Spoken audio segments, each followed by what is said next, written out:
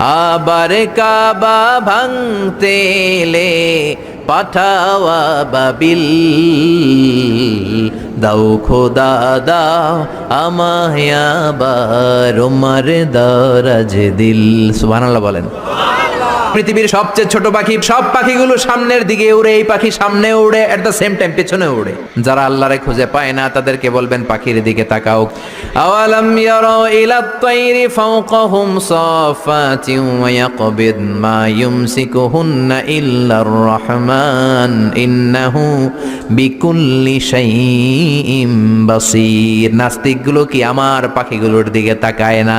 সুবহানাল্লাহ।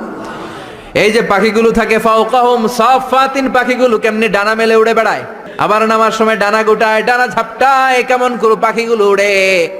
শূন্যের মধ্যে পাখিগুলো কেমন করে উড়ন্ত থাকে, এই পাখিগুলোরে শূন্যে ধরে রাখলো কে? কেউ ওদেরকে শিখায় নাই, শিখিয়েছে আল্লাহ। আল্লাহ বললেন পাখির দিকে তাকাও। আওয়ালাম ইয়ারাউ ইলাত তায়র, কারণ পাখির মধ্যে নিদর্শন আছে না নাই? পাখি নিয়ে গবেষণা করলে পাখির রব আল্লাহরে খুঁজে পাওয়া যাবে। এজন্য কোরআনের অনেক জায়গায় আল্লাহ পাখির কথা বললেন, ওয়া আরসালা আলাইহিম তায়রান আবাবিল। আবাবিল পাখি দিয়ে আল্লাহ আব্রাহারে শেষ করলেন। এরপর সাইয়েদনা সুলাইমান আলাইহিস সালামের একটা পাখি ছিল, নাম কি? হুদহুদ। ওইটার জুমিং পাওয়ার এত বেশি ছিল পাখিটার চোখে, সাইয়েদনা সুলাইমানের সিংহাসনও চড়তো, পাখিটাও চড়তো। আর কত নিচে সুমিষ্ট পানি আছে, এত উপর থেকে ওটা দেখে দেখে বলে দিতে